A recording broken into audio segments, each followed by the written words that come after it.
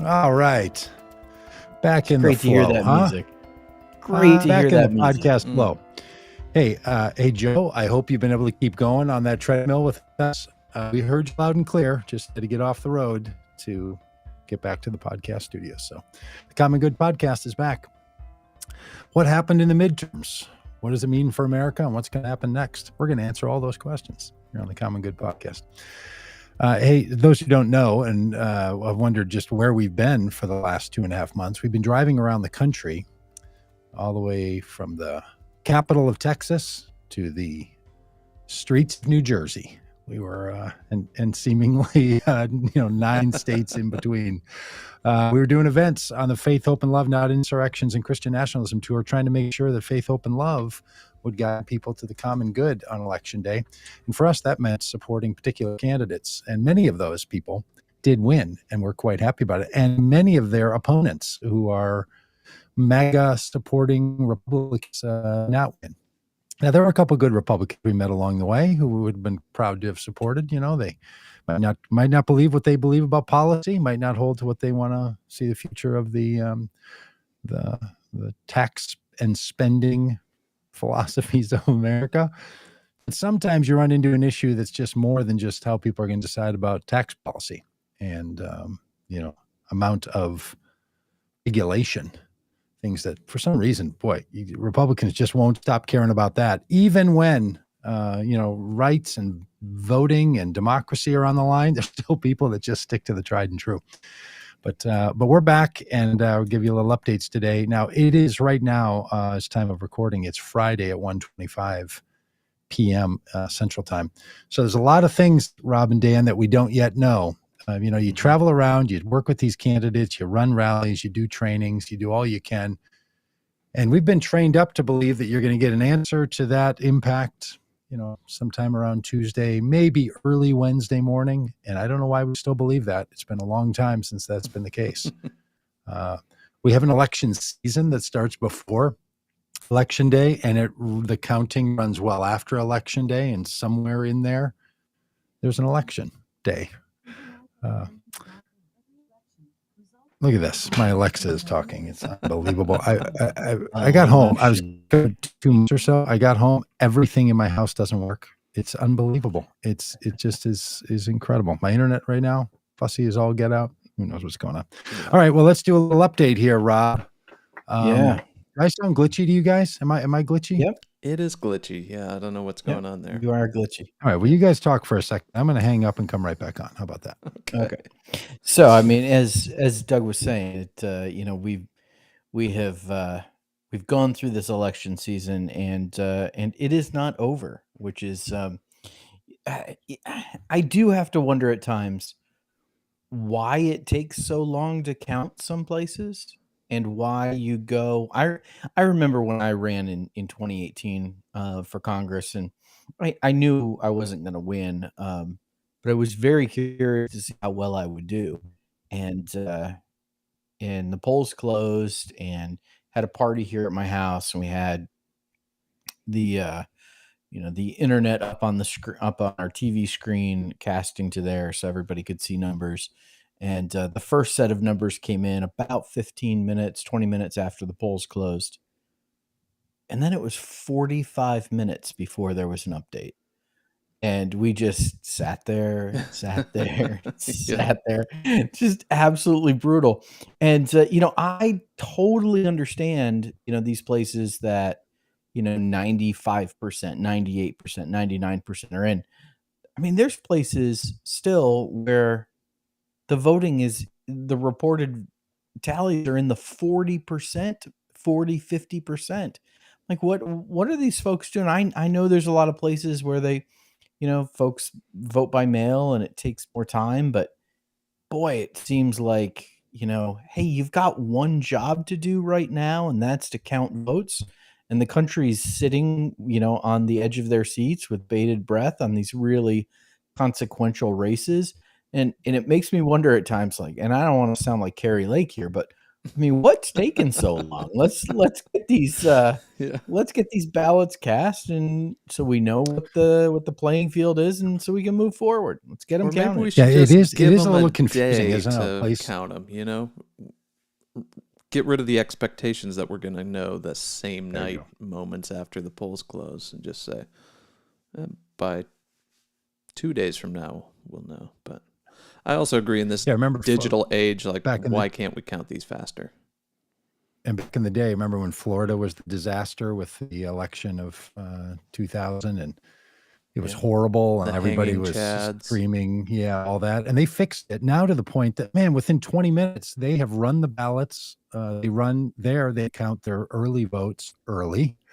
They count the mail-in votes early. A lot of places, as Rich says in the chat here, their laws are that they can't start counting ballots. And then what's happening out in Nevada and Arizona, and this is really curious, drop box ballots or mail-in ballots where you have to get inside of an envelope and sign it. They're going through and verifying signatures. Like they have a registration card, and then they're pulling that registration card out and looking at it like, you're a 19-year-old trying to buy beer at the local gas station. They're checking your ID. So that's part of what's going on. That's why these hundreds of thousands of ballots are being verified. And here's the irony. The people who want there to be more verification are the ones complaining that it's taken so Right. long. And I'll just say, look, this was a little surprising to me. I walked up to my polling booth right up the street at our local elementary school where I voted lots of times, but I didn't know the person behind the desk. She just said, "What's your name?" And I said, "Doug Pagitt." And she typed it in, and she spun a screen around and said, "Does that look like it's you with the address and data?" I said, "Yep." That was it. There's no, but if I had put in a mail-in ballot, they were going to somewhere find a signature of mine, which could look like anything, and then compare and contrast that to some card I may have signed or something I signed at the DMV previously. I'm not even sure where they would get the signature that's on the back of the ballot. Signature verification experts. They're just like retired people. Like Totally. And you think to them, if you were, you handwriting expert now, you kind of got that one nailed. You feel like that's the, so all that's, I think our elections are fine. I don't, there's no fraud. The level of fraud would be, but it is curious just how different all the elections are handled and maintained, and the requirements that are on them and the requirements on some people.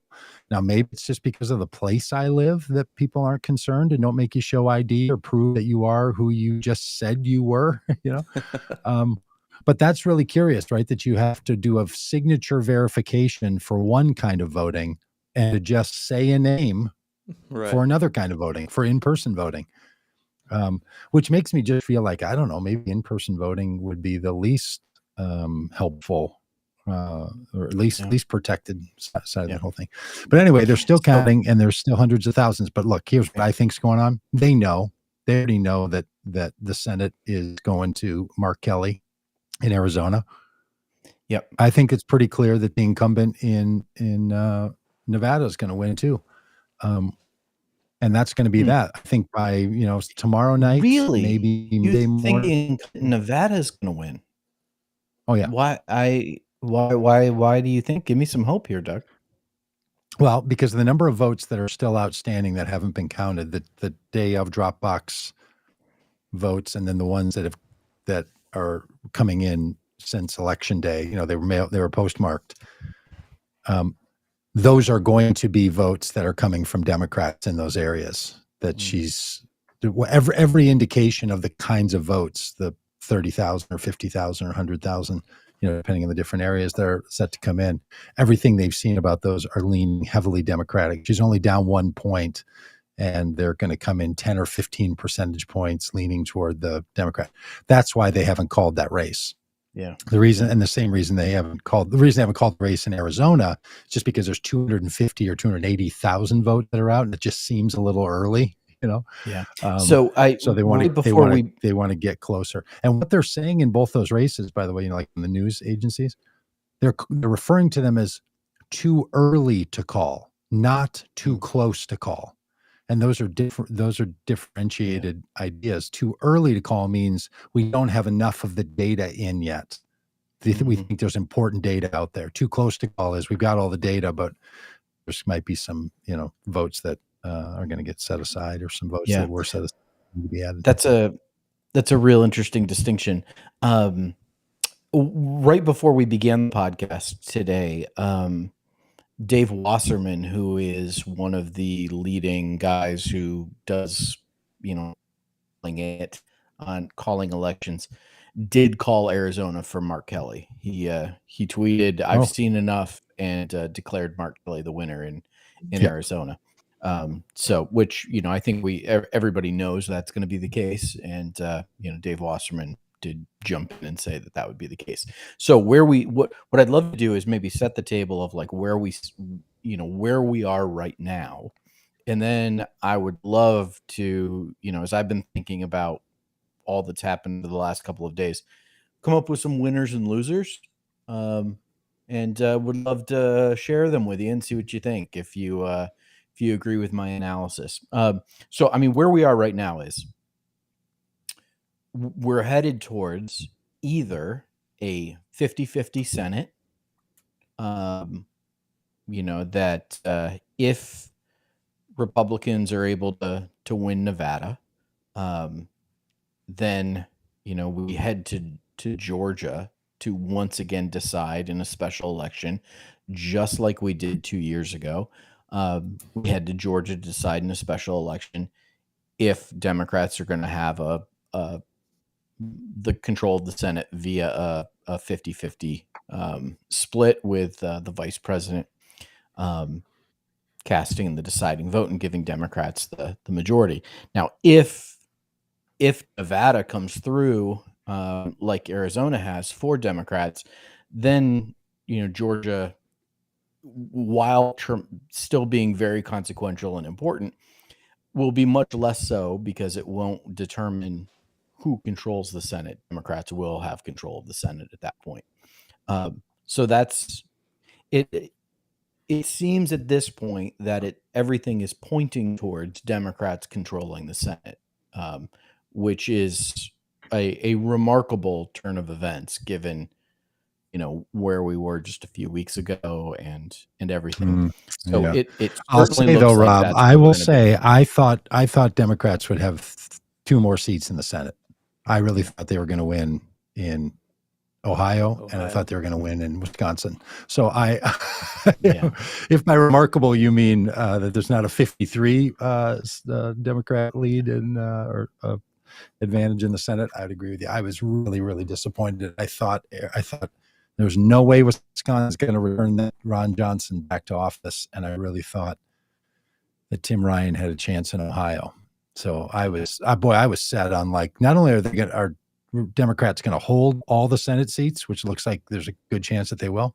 Oh, they're going to pick up Pennsylvania, Ohio, and Wisconsin. It's going to be a drumming. So I am simultaneously pleased that other people's apocalyptic visions didn't come true, but frankly, distrustful of my own judgment of who's going to win elections. Yeah, and the Ohio race is particularly painful for us after we spent so much time in Ohio over the last month.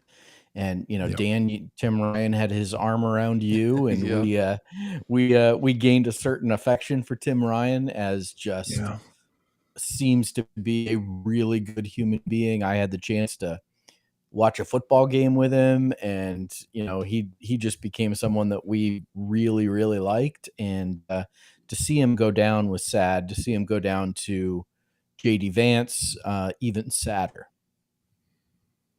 So sadder, so much sadder, so much more sadder. It's just so that's where we sit satirist. with the Senate. We sit with the Senate pointing towards Democratic control. The House of Representatives seems to be pointing towards Republican control. Again, a number of I know. There are people who are predicting otherwise, but seems to be at this point pointing towards Republican control. Of the called races, it's something like Republicans have 211 called wins.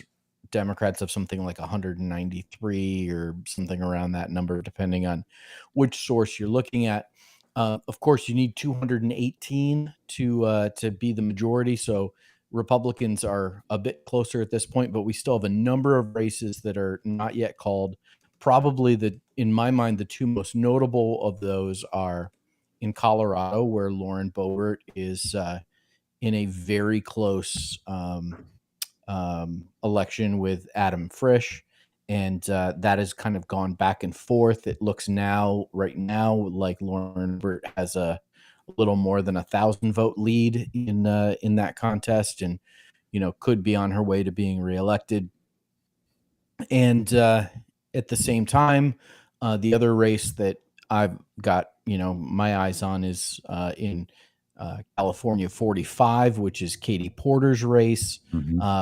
Simply because Katie Porter is tied as my favorite congresswoman, and just someone we have a great affinity for here at Vote Common Good, because she wears our hat surfing and has been, a part of our team, and we just adore her. But also, she's an amazing legislator.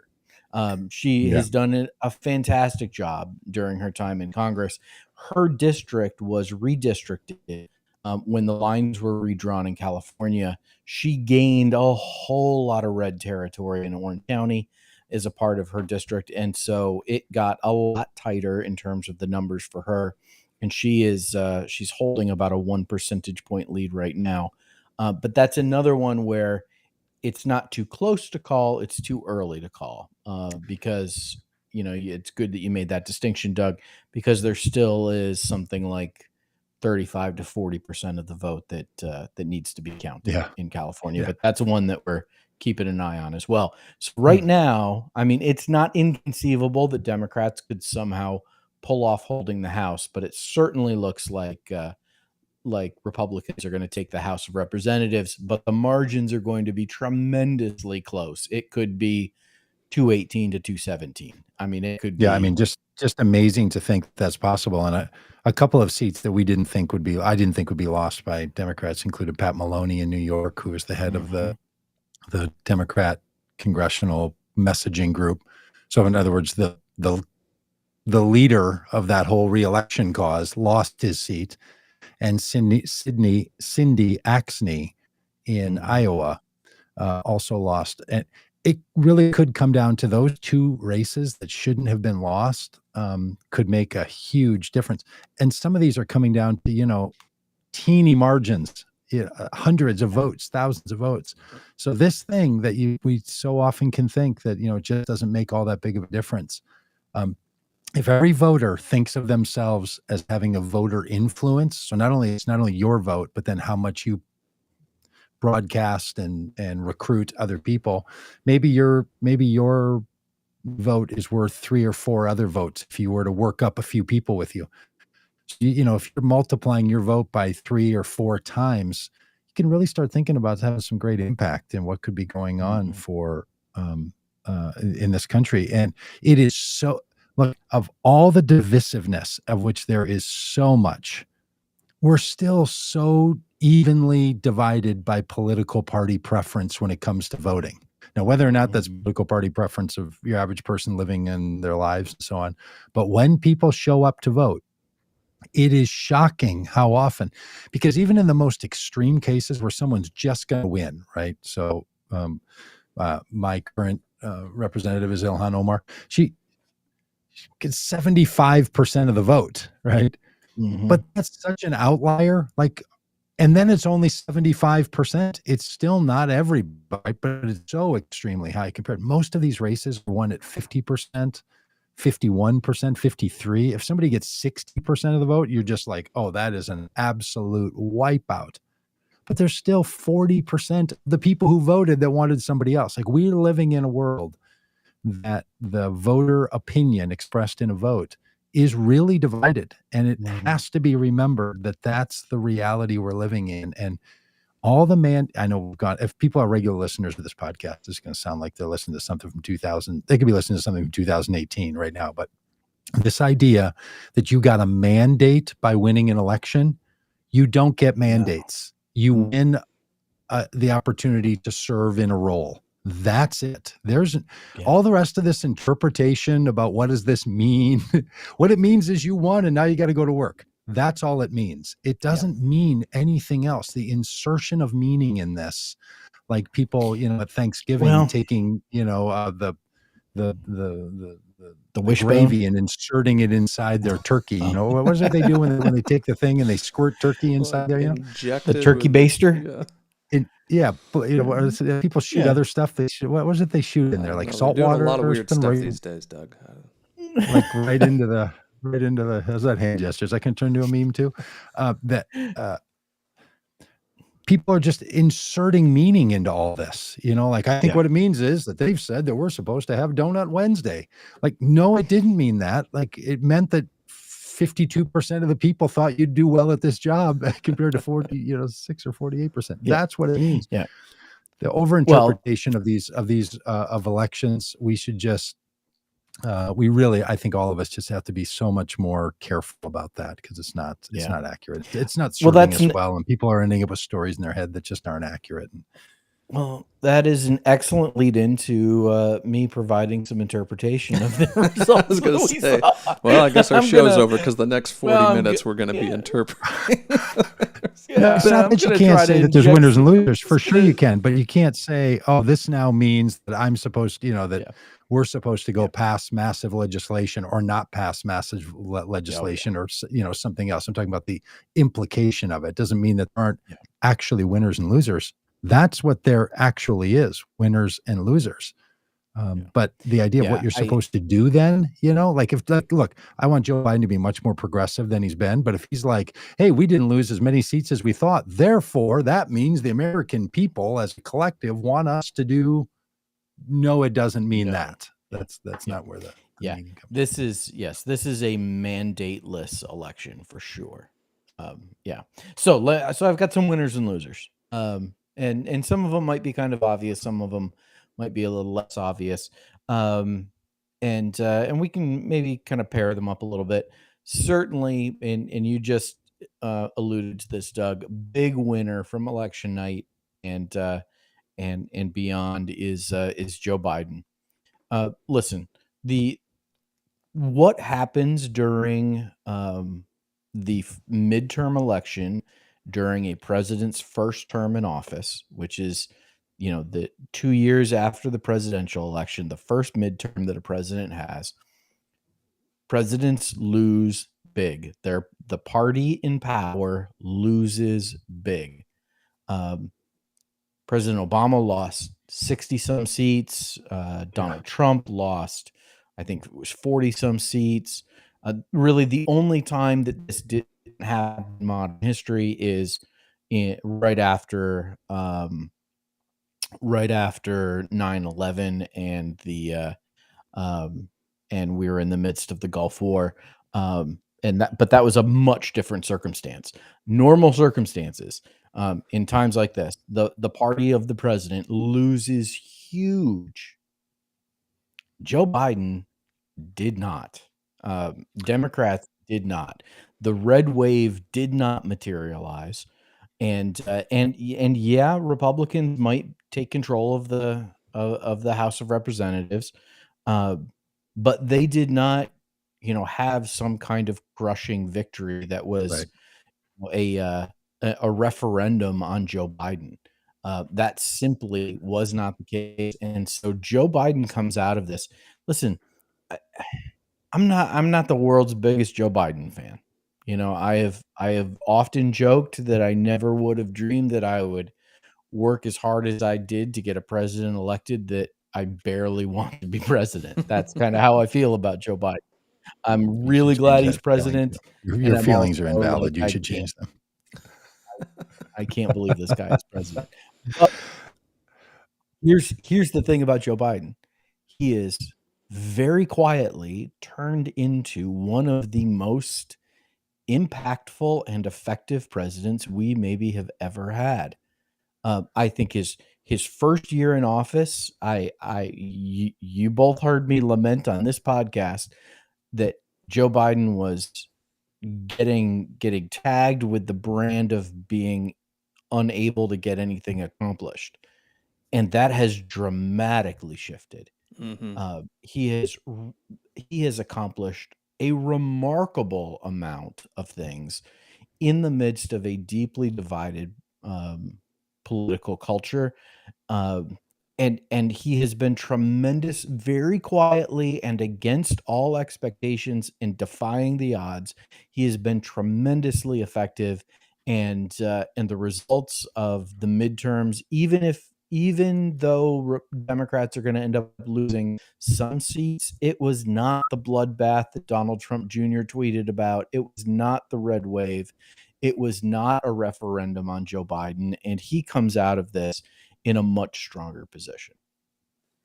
And I think one of the reasons, you're the outlier in the last 30 years was the 2002 midterm election after George Bush's first year in office, or first 2 years in office. And it was because we were in the Gulf War.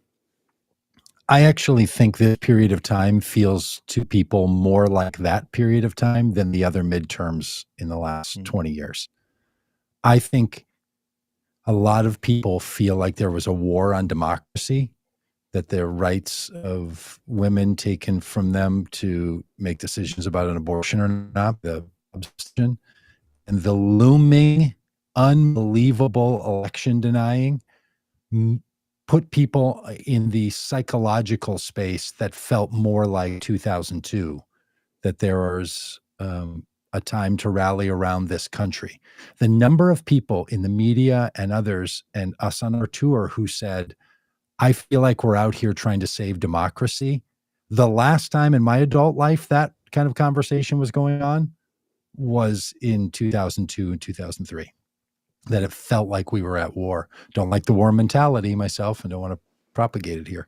But I think that's part of why this was different. I think this election in 2022 was like 2002. It's a 20-year not identical repetition going on here. So I think that's what's afoot. And the question of, do you approve of a president? Like, do you think the person's doing a good job versus are you going to vote for them again or vote for their party? Those are not a one-to-one correlation like so many people think they are, Right. And I just think there's so much interpretation that goes on in the polls, and then even the question of inflation. I'm not saying pollsters got it wrong. I think their interpretation is wrong more than their polling data is wrong. But we can talk about that later. But I just feel like people. The reason Biden comes out as a victor in this is because people really did want to rally around the not election denying crowd. It's was clearly the case almost everywhere that there was a top of ticket election denier. Things didn't go well for them. Yep. Here's another. Lady Liberty also won. That's why Joe Biden was just the date of Lady Liberty in this election. He was Lady Liberty's plus one. Here's another winner. Another winner from Tuesday night. Governor Ron DeSantis of Florida. Big winner. He won significantly in Florida, defeating Charlie Crist. Republicans in Florida made significant advances in the Florida congressional delegation, and Miami, turned red, which is crazy to think about. That one of the Democratic strongholds around the country are the large population centers, the urban areas and cities, and the thought of Miami going red is just really shocking. Ron DeSantis comes out of this emboldened and bolstered for a possible presidential run in 2024. Florida kind of sets itself up as the roadmap for Republican strategy around the country. And even, right before we got started with the podcast, I think on Ron DeSantis's coattails, Marco Rubio, tweeted that Mitch McConnell, maybe shouldn't be the majority, or the leader of the Republicans in the Senate, setting up the possibility of a leadership challenge in the United States Senate. I don't think any of that happens without what happened in Florida, led by Ron DeSantis. he comes out of this a real big winner for the night, positioning himself as, if someone other than Donald Trump is going to be the nominee of the Republican Party, at least today, it looks like it's going to be Ron DeSantis. And that's really troubling to me because I feel like DeSantis is as bad for the country as Trump. His policies are evil. He did that whole like shipping asylum seekers off in planes to Martha's Vineyard, just toying with people's lives for a political stunt. So just as evil stuff that he's doing, but he's more capable. Like he is a more shrewd political actor and could get more things done. And that's what's really troubling. Okay, so the people who I've been listening to on this, which come from across the political spectrum, including the former failed, twice impeached president and bankrupt man, Donald Trump, are all saying the same thing about Ron DeSantis. He's an empty suit who's basically incapable, has a low self-esteem. People don't like him that are around him, but he has a PR machine pushing him like crazy. And it's going to be interesting when the full glare of the supporting people who are going to now turn against Ron DeSantis and the rest of the media now descends on this guy to see if he can stay up. He could be like that the seed cast on the rocky soil that it grows really fast and then burns out in the sun. Because unless Fox News decides to make him king instead of Trump. Well, they're there you go. Already showing signs that they're moving away from They're Trump. rallying there. Yep. I think that's right. They're going to need, and so, to those who want Donald Trump to be who recognize, which I think you're recognizing, Dan, I think is true. Donald Trump has to be replaced. He's not going to leave on his own, right? People are going to have to pick someone else because he's going to stay around, yelling from the stands the entire, the remainder of his life. So they got to pick somebody. Somebody's got to be the stand-in, and Ron DeSantis, according to a lot of people, is the cleanest choice because what happened in Florida. But it's going to be interesting to see if he can pull this off. If there's enough there for this guy to actually be. But look, you don't have to be substantive apparently to run for federal office. It's just amazing. So it'll be interesting whether this becomes a blessing or a curse for poor old Ron DeSantis. When he gets a can of spotlight opened on him, and people start hitting him hard the way they're going to hit him hard. It's going to be a real thing to watch. Not good for the country, but it's going to be a thing to watch. Yeah. So you got two winners. You give it to Biden. You say on the same night somehow Joe Biden and Ron DeSantis are both winners. I mean, that's just both winners. Right. Well, I got a loser for you. And his name is Donald Trump. Donald Trump is bad at this. Can we just talk about that? He was unable to defeat Hillary Clinton in the popular vote in 2016. He lost seats in 2018 when he was president to Democrats. He then lost his reelection bid in 2020, and losing to Joe Biden, who got a historic number of votes. And now he has gone down in flames here with his endorsements, the whole approach that he took with this election. He is the big loser. I wish we had. I don't think we've got the video. I wish we had the video of the interview that he did just before the election, where he literally said, if anyone wins that I've endorsed, I should get the credit for that. And if anyone loses that I've endorsed, they should get the blame. That's their fault. Yeah. It's just, this guy, like, he wants to take credit for the wins and doesn't want the losses to touch him. But the reality is the losses have gotten to him this time. He picked badly. There are several races that were there for or for Republicans to win. Republicans should have won Georgia. If any other Republican other than Herschel Walker would have won Georgia. Democrats should have won Pennsylvania. Any other Republican should have won Pennsylvania. Any other Republican other than Dr. Oz would have won Pennsylvania. Those two are hand-picked Trump candidates that were unable to win.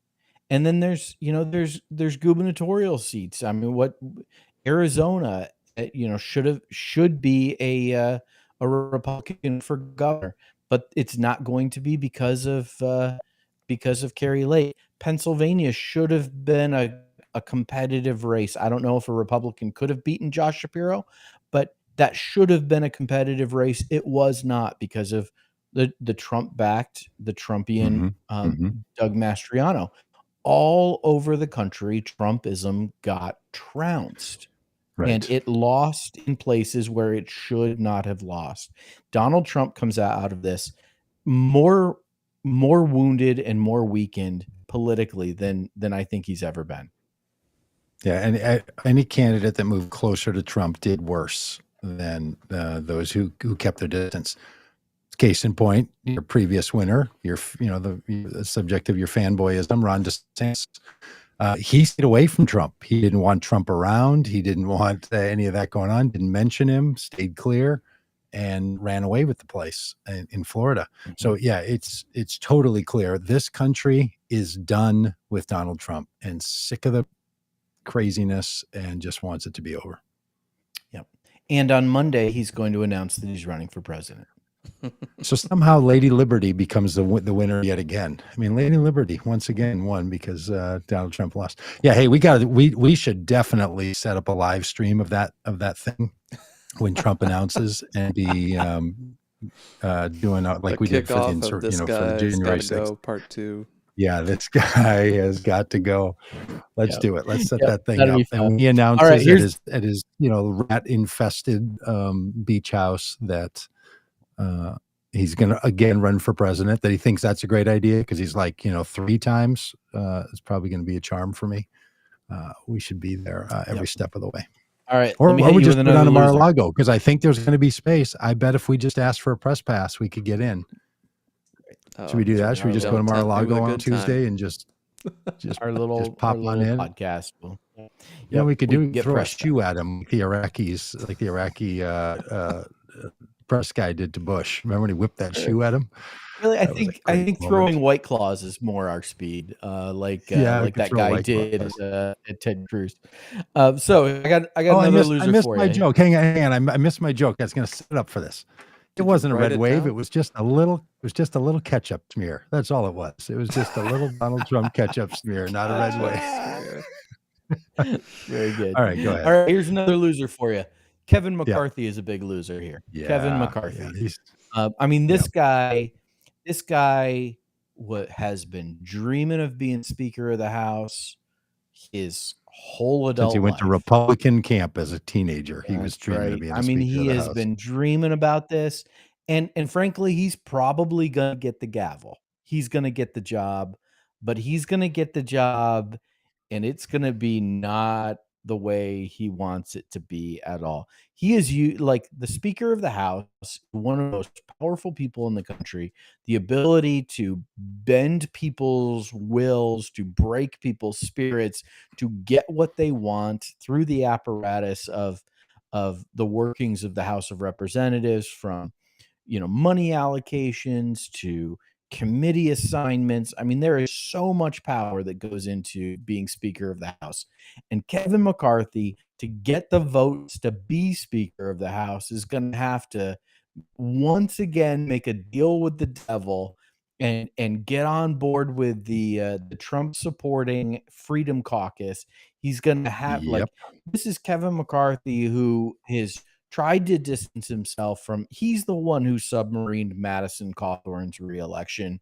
He has tried to distance himself from Marjorie Taylor Greene and all of the insurrection supporting Congress people that are in his caucus, and now he's going to have to beg them for their votes so he can get to 218.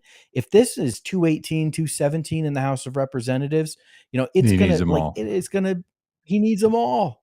He needs them all, and the House caucus in the Freedom Caucus in the House of Representatives, has Kevin McCarthy over a barrel. Kevin McCarthy finally is going to get the job he wants, and it's not going to be the job he thought it was going to be.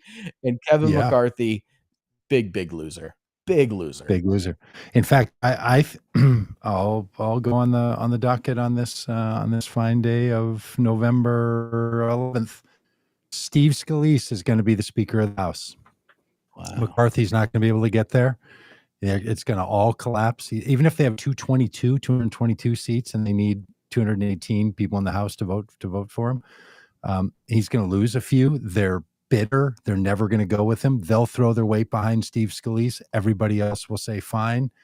And I think it's quite likely that because the red wave didn't happen, McCarthy, once again, the last time he didn't get it is because he told the truth about the Benghazi hearings. Remember that? When he came out and said to reporters, well, what do you mean the Benghazi hearings didn't produce anything? It weakened, Secretary Clinton. Like, he just said it flat out. And they're like, you can't be the speaker after you said that. So, he's great possibility of being a member of leadership and not being the Speaker of the House again. It would just, this is if somehow things continue to go as they could. But he could be a double loser on this thing. Like, he is worrying right now. There are people sending messages like, Kevin, you're never getting my vote. I promise you, as God is my witness. Marjorie Taylor Greene is writing to him right now. I will never. You cut me out of a committee. You cut me out. I now have the power. You're not the speaker. I mean, this business with these people is just brutal. And I think it's quite possible that he won't be speaking. Now, I will throw this out on the flip side. Say Democrats are somehow able to hold the House, and Nancy Pelosi is up for re-election. If Democrats are able to take the House, it will require Adam Frisch beating Lauren Boebert. Adam Frisch campaigned on the fact that he would not vote for Nancy Pelosi as Speaker of the House. Well, Nancy's going to retire, so that's a foregone. That's been a foregone conclusion all the way up to this. I don't know who's going to replace her, but it's going to be someone else. It's going to be whether she resigns from Congress right away, like doesn't go back January 3rd or 4th, whenever this session starts. She's made it clear to the people who know, apparently, that she's out. So that's going to be another battle. However this thing goes down, a closely divided House. For people that don't follow this stuff like we do, we should just explain. There's 200 or 435 seats. So whichever caucus gets 218, they're going to be in charge. But then the Speaker of the House is elected by the entirety of the House. And you have to get 218. So normally that you just have your own people vote for you and the other side doesn't vote for you at all. So, so I think that's the case. So it could, now somebody should check this. I could be wrong about this. Is it true that the speaker is voted on by the entirety of the House, or is it only voted on by the party? And it is. Which means, where this is going. The Speaker of the House does not have to be a House of Representatives member. Anybody, some Republicans or some Democrats could vote for someone other than Kevin McCarthy to bump that Steve Scalise or somebody else over the 218. Do you see what I'm saying? Like, they could punish Kevin McCarthy as well by chipping in their vote and just be petty. So, just to be as politically petty as you can possibly get. So anyway, absolutely. I think things are not going well for old Kevin McCarthy. If you're not absolutely all right, none of this make America better. By the way, none of it does. It's just the inside work of a work environment. Who's on the party planning committee, with great implication for the future of the country if it's the Republicans overall. For sure. So it's let me give you. Committee. We've got a couple of winners. We got Joe Biden and Ron DeSantis as big winners. We've got Donald Trump and Kevin McCarthy as big losers. Let me give you another winner. Here's a winner. Democrats in Pennsylvania and Michigan, big winners. Give them a chicken Listen, dinner. Winner, chicken what dinner. what Josh Shapiro and John Fetterman were able to do in Pennsylvania is really remarkable. Pennsylvania is a closely divided state, but not only did John Fetterman and Josh Shapiro win, they also had coattails, and they were able to bring along with them a majority in the Pennsylvania legislature for Democrats. Same thing happened in Michigan. Gretchen Whitmer was able to win in Michigan and defeat other Trump-endorsed gubernatorial candidate, Tudor Dixon, another election denier. And Gretchen Whitmer was able to win and bring with her, she had coattails to bring with her Hillary Scholten to go to Congress, who's big fans of Hillary and proud to campaign with her and show up at her campaign office and connect with her. But also, Michigan state legislature went for Democrats. Now, when you think about the future presidential elections, you think about the role that state legislatures play in choosing the electors that go to the House of Representatives and cast their ballot and all of that thing, and the vice president ceremonially affirms that and accepts those. All of that process, all of that, requires state legislatures that are going to follow the will of the people and governors that are going to certify elections and follow the will of the people. And Michigan and Pennsylvania will be absolutely critical to make sure that the will of the people is followed. And Republican legislators in both Michigan and Pennsylvania showed in 2020 that they were willing to defy the will of the people. And voters in those states said, no, we're not going to have it. Michigan and Pennsylvania Democrats came up huge. And one of the biggest wins, not just for in those states, but for democracy, was the way Democrats won in those two states. Yeah, I love it. I'm here in Michigan, and it's the first time in 40 years that Democrats have held the state house, state senate, and the governor's office. It's a really big deal. Yeah. Well, and I'll add to that sort of as a subnote, especially in Michigan, public health, little sleeper win for public health, right? Because Michigan was ground zero for anti-public health politicians. They pushed really hard there. Remember, the kidnapping plot of Governor Whitmer was all around over, people saying that the governor stepped her role for COVID shutdowns. And the same, I guess, was true in Pennsylvania because there was a COVID denier running for governor.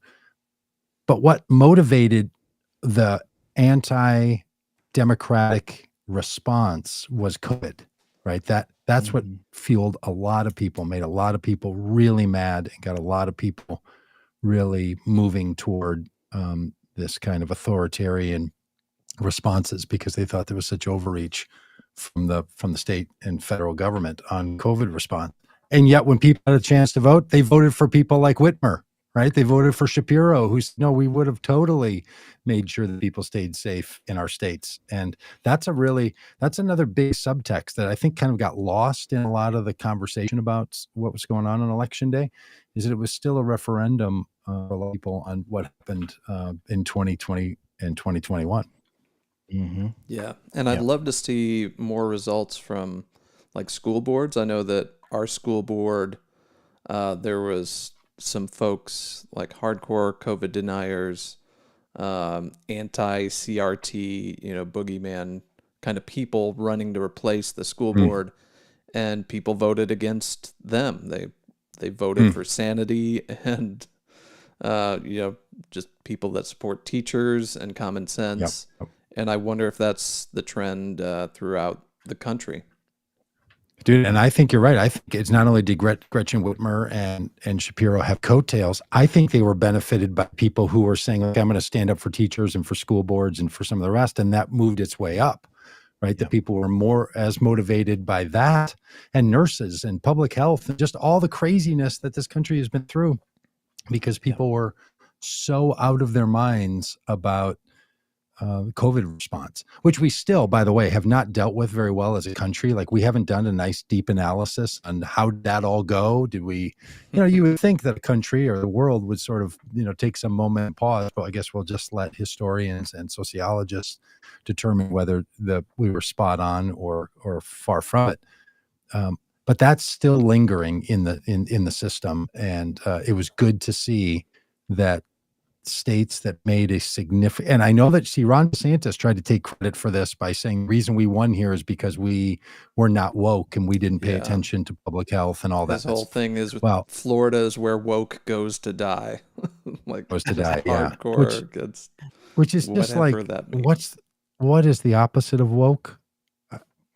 Days sleeping? I don't even know what, like, it's well, in the places where the woke woke up and people paid attention to public health, it also did really well. So that's another one of the real winners in this in the subtext of Pennsylvania and Michigan and other states that went all blue. The state I live in, the state of Minnesota, I got blue behind me over here because went all blue first time in a long while.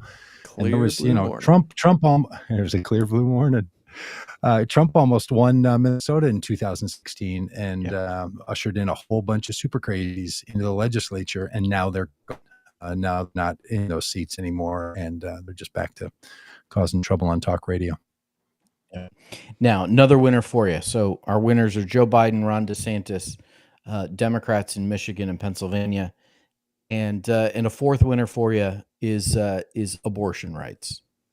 Everywhere abortion rights was on the ballot, people turned out to vote in favor of women having the right to make decisions about their own bodies in response to the egregious Dobbs decision by the Supreme Court. Abortion rights across the country were protected by voters in Vermont, Michigan, Kentucky, California, Montana, joining Kansas. what we saw in Kansas earlier in the midterm season. When given the opportunity, the majority of voters are saying no. Women should have the right to make decisions about their own health care. We need to get the government out of that. We should not have government mandated pregnancies in this country, and abortion rights, won across the state, across the country, not just in those referendums, but also in a number of places propelled people to victory as well. For sure. Of the many reasons that Mehmet Oz is not going to be a senator was his feeling expressed in statements. He wanted to be between a doctor, a woman, and her local official. Just an incredible quote. Just stunning, right? That he said in a debate. So it's not like, oh, I'm sorry, I was standing outside my car engine that was running and I didn't hear the question quite right. This was a prepared response. And so I think you're right, Rob, that's a big piece. But let's not convince ourselves that we've settled on this issue as a country either. There are so many things that if we would spend some time dealing with as a nation, like, if you think of the country through family systems theory, we just have so many unresolved issues that we can't seem to work through. If people would take a real serious approach as a country to talk about where we are on abortion, how we think it should be managed, what kinds of time frames we think are necessary, how it's going to be applied, and really talked about all this stuff as a country with the best that we can find and the most impacted people, and really like turn this into a big project to figure out how we deal with this obviously personal and contentious issue to people across the board, we would be a better country and be a better world. There's none of that happened in this election. I am so glad that the votes went the way they did. If we need to put a referendum on every in every state to determine where they are, or turn it into some sort of constitutional amendment, let every state vote on it. Maybe that's what it's going to get to. But even voting on it isn't going to deal with the issue. And there's still a lot of work to be done as a body politic to be better about this. It's really quite troubling that in, almost all of our lifetimes, as three, aging people, this issue is no better dealt with now than it is than it was, in 1972. And it seems like we've gone all around this and are just not any better off as a country. People don't seem or feel more informed or more comfortable engaging in conversation about abortion than we ever have been in this country, and that just seems like a shame. Yeah, I think you're absolutely right. All right, got a couple more losers for you. We've got some winners. We got Joe Biden. We got Ron DeSantis. We got PA and Michigan Democrats. We have abortion rights. Big winners. Big losers, Donald Trump, Kevin McCarthy. Couple more losers for you. Cleveland Big Browns. Losers. No. The Cleveland Browns have not lost since Election Day. And Okay. I mean, they haven't played since Election Day, but Thought there might have been a draft or maybe a player swap. No. Big losers, retreads. Retreads. Yeah. Listen, Beto O'Rourke, Stacey Abrams, Charlie Crist, all longtime politicians, popular amongst in Democratic circles, on the national stage, tried to nationalize their races, particularly Stacey in Georgia and Beto in Texas,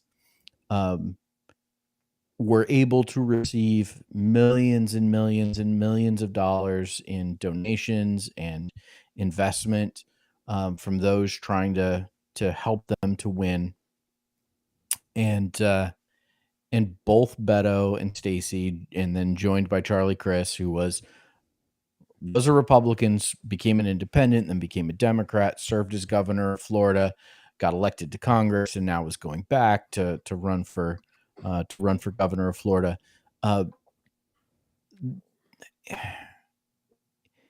Retreads just did not have a good night. Folks that have run and lost and are trying to run again and have some kind of cachet in the Democratic Party, just not a good night. Just not a good night. Yeah, because I don't think there's any that fit that category that did run and win. Did they? I don't think I saw that anywhere. Every once in a while you get a politician that comes out of the past and pops back up, or has run for multiple seats, Congress and then the House or Senate and the governor, these kinds of things. I mean, Beto has now run, since he was a congressman, he has run for United States Senate in Texas. He has run for president of the United States, and he has run for governor of Texas. Every time, to great fanfare and publicity and support nationally, getting everyone's hopes up, and then just crashing and burning every time. Yeah, he likes to say he was born to run, but apparently wasn't born to win.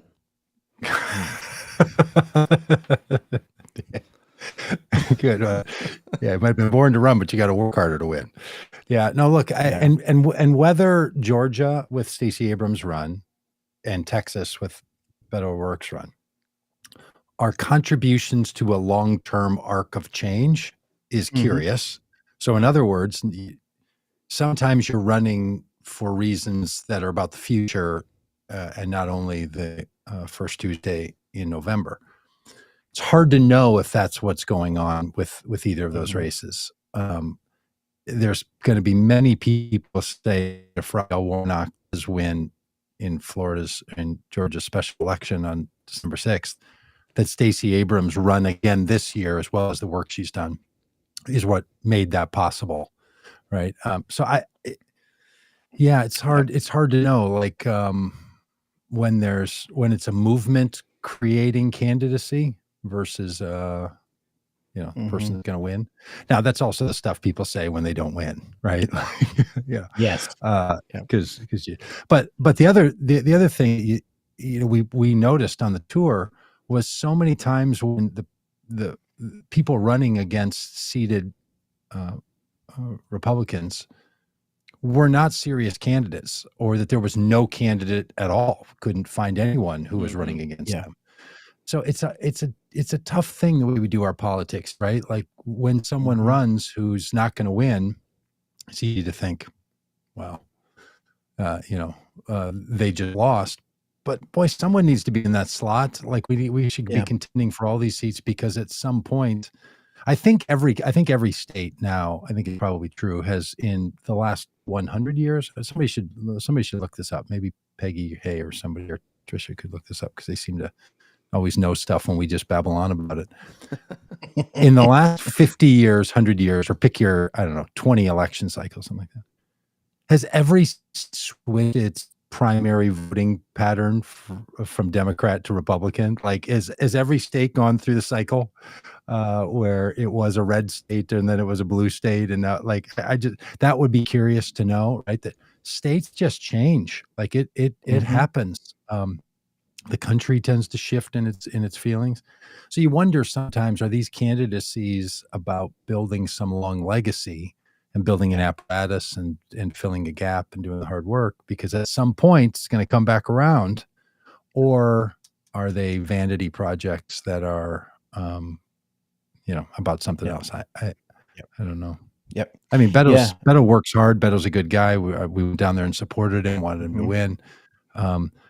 It didn't turn out well. We actually were under the belief that it would be within 1 or 2 percentage points. I think it ended up being like 13. Did Abbott win by 13 points in Texas? Like, that's wow. And that Joan was a makes the point, like, Beto in any other state is going to do great, but Texas, So there's, in my mind, there's 3 things that contribute to someone being able to get elected. First is the candidate themselves. Candidate quality matters. And I think we've seen that across the country. People like Herschel Walker and Mehmet Oz, are losing, based on candidate quality. Candidate quality matters. The campaign itself matters. How you have built the infrastructure, the type of campaign that you're running, how you're actually doing this, that matters. And then the third thing is the climate in which you're running. That matters as well. And, so for instance, here in Arkansas, we had an unbelievable candidate in Chris Jones running for governor.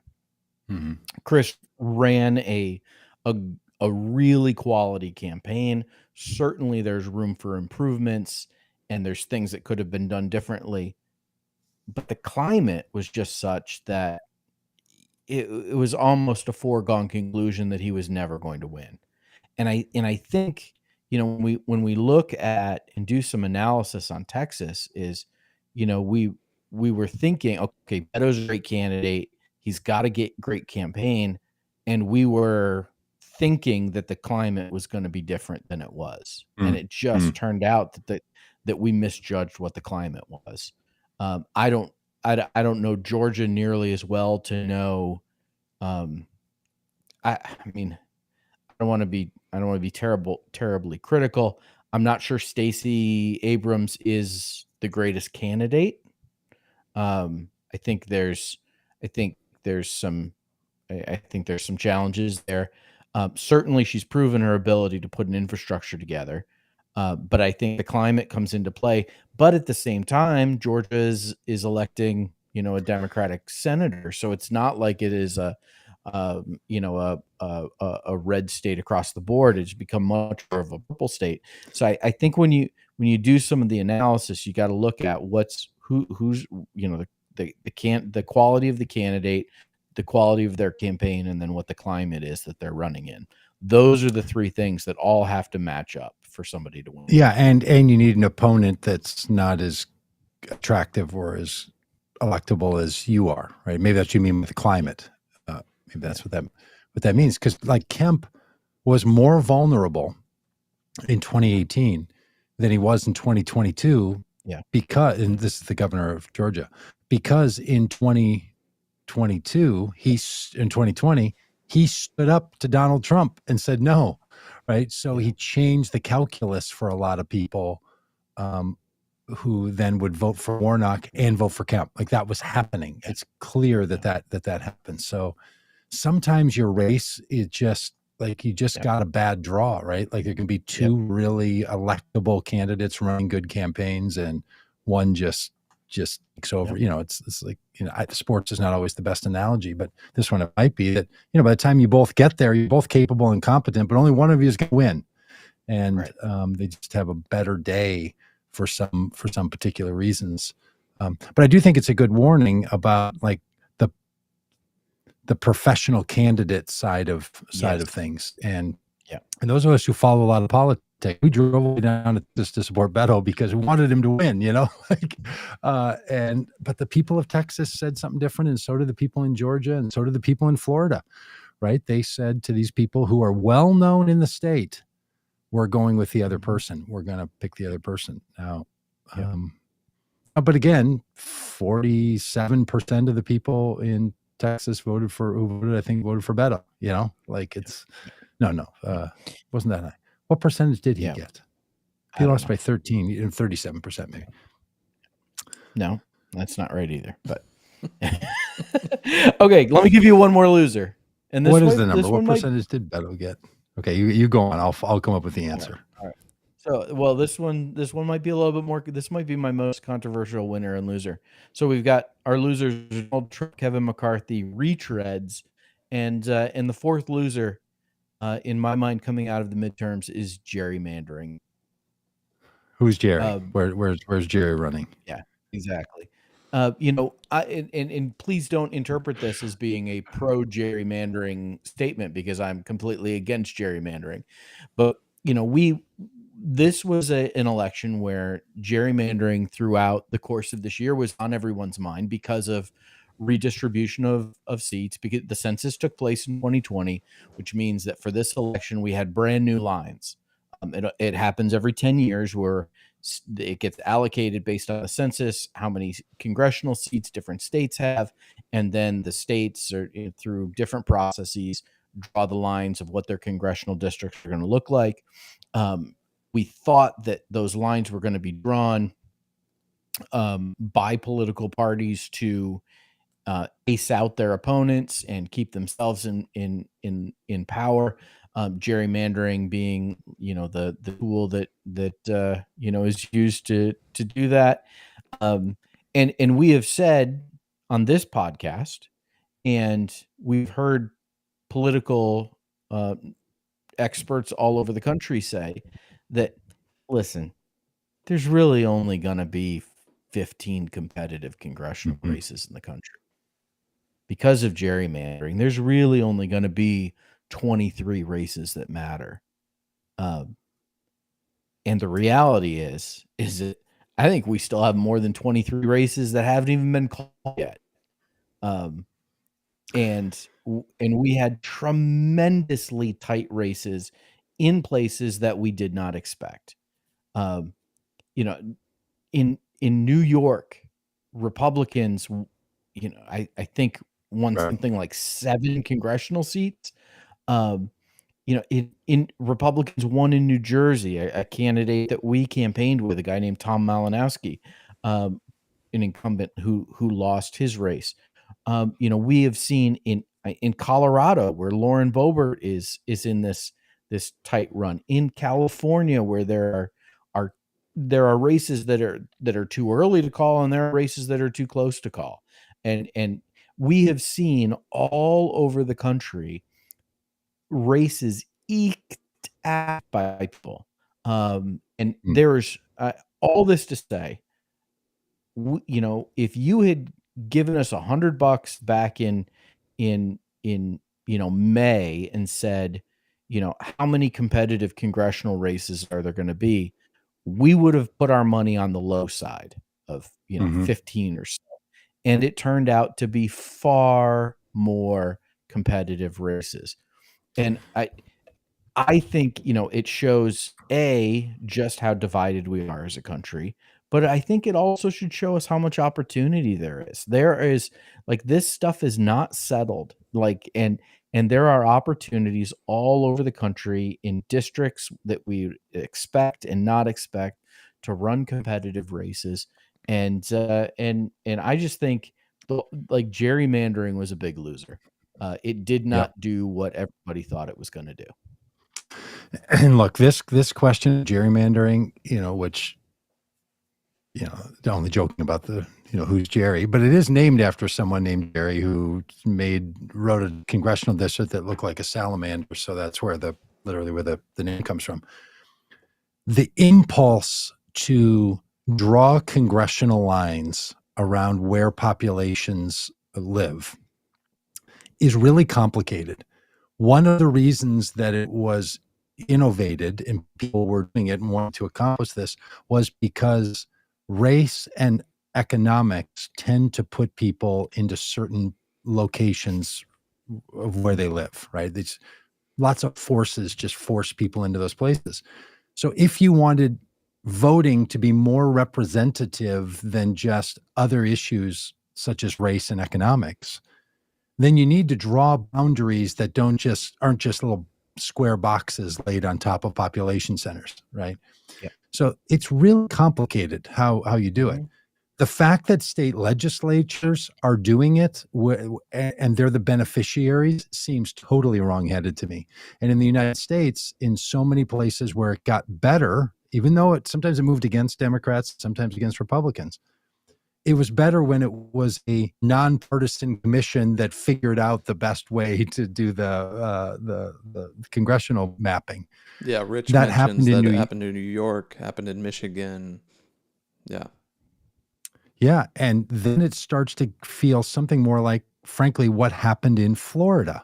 Part of the reason Florida went so red was because the Florida legislature, the Republicans drew it up in such a way that was going to give the advantage to Republicans, and Wisconsin has this problem, right? Wisconsin has more than 50% of the population voted for the governor, but only 33% or something of representatives were elected by that 50% who voted for the governor. In other words, the population centers for the governor statewide don't match how people are then represented in the legislature.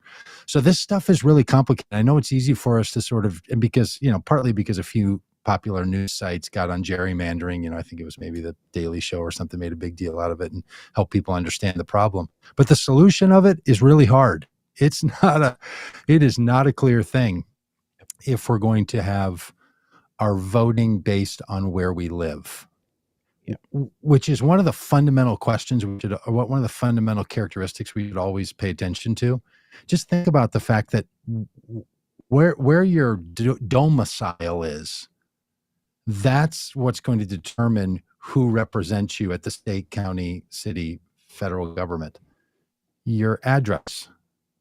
I know that seems sort of given to people, but it doesn't have to be that way, right? When it comes to the presidency, it doesn't matter where you live. When it comes to your state representative, at your governor or lieutenant governor or your federal representatives at the state level, it's not. And then other times it becomes super specific which side of the street you live on, like who your representative is. So it's a really curious system that we have here overall with our, not just who votes and how they vote and how long we're voting and whether you look at signatures or not, but just the whole thing is a very curious way that we go about, picking whatever it is, the 11 or 17 people that represent you. Like if you went into your ballot box or you went in to vote and you were like, look at all these people I'm supposed to be voting for. Like, I didn't even know who some of these, I don't even know what some of these jobs are. I didn't know I had to elect someone to do this. There's a lot of people that end up representing each street address in the United States. And so gerrymandering is picking your voters rather than voters picking your politicians, obviously the wrong way to go. But all this stuff is just a mess. Well, hey, Rob, Dan, we've talked so long. Do you think any results have come out? I see now that Lauren Boebert is up by 1,012 votes. So she's she might win by 1,000 votes out of 340,000, something like that. Do we consider the Washington Examiner a serious publication? Well, when it has Vote Common Good articles about us in there, we do, which it has. All right. Well, let me read you a paragraph from Okay. an article that dropped while we've been on the air. With House Minority Leader Kevin McCarthy, Republican California, facing a more turbulent road to the speakership after Republicans' lackluster gains on election night, some Democrats argue that attempting to strike a deal with the California Republican in exchange for speaker votes on the floor could be beneficial, as other Democrats float attempting to nominate as an alternative GOP choice like outgoing Representative Liz Cheney to serve in the role. That would be amazing. Democrats are floating, voting for Liz Cheney to be Oh, Speaker wow. of the House. I mean, this is just a world gone upside down. Wow. Well, a lot went on, and here, after all this hour and whatever half we've been talking, the big story out of this election still yet to come. Who's going to control the Senate? Who's going to control the House? And just to remind people about why that matters, the House decides on spending priorities. They have the checkbook, and the Senate determines judges. So if you think it kind of doesn't matter because, whatever it's going to be, the things are going to be, locked up. It matters. It kind of matters on those two fronts. How money gets allocated and spent for the agenda that's been put forth for the last 2 years, and who is going to be the people that are overseeing court cases. That's, if you give it back to Mitch McConnell, there will be no more judges passed. He won't let any of it happen. And there'll be no filling of Senate confirmed government's roles. They'll just shut that whole thing off again. And that will be terrible. It will slow down the government, and then we could end up in a government shutdown crisis and all that. So, but I think the Senate is settled. I think that Democrats, if Democrats do win Nevada and Democrats do win Arizona, and that takes care of the control of the Senate, I think Warnock will definitely win in Georgia. I think there'll be more motivation for Democrats to turn out to try to blunt the, Joe Trumpism. Manchins and Kirsten Sinemas of the world than there will be for Republicans to turn out that think, no, what I really do want is to make sure that Herschel Walker represents the state as a senator. Like, Herschel Walker is valuable to a lot of those people because it could have to do with control of the Senate. Once that's off the table, chances of these people turning out and putting their vote behind Herschel Walker, I think, collapses significantly. But we'll see. Who I didn't think Herschel Walker would get to 48 or 49%, whatever he got to anyway. So still nearly half the people who voted in Georgia said, let's go with Herschel Walker. That's my guy. And I don't know why I'm disappearing here like I'm in Star Trek. I've gotten into that Beam me out of thing here. where we beam to another planet. Don't know what's well, thanks to going on. everybody in the chat. It's good to be back in the saddle. And we had an active chat. Everyone's, I think, glad to have something to talk about on here. So, yeah. Thanks, Rich. Thanks, Trisha. Yeah. Thanks, Matt. Hey, we'll be.